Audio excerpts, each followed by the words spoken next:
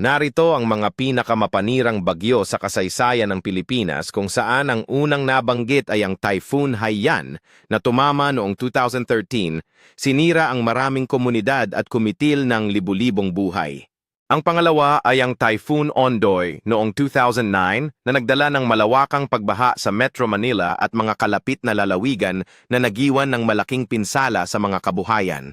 Ang ikatlong bagyo ay ang Typhoon Yoyong na tumama noong 1991 nagdala ng malawak na pagkasira sa mga tao at infrastruktura sa Luzon na nagresulta sa malaking paglikom ng tulong mula sa iba't ibang sektor.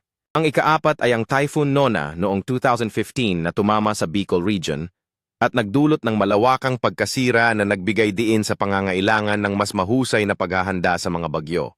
Ang ikalima ay ang Typhoon Rita noong 1970 na nagdala ng malubhang mga pagbaha at pagkasira sa mga coastal communities sa Luzon na nagbigay diin sa kahalagahan ng maagang babala at pagtugon.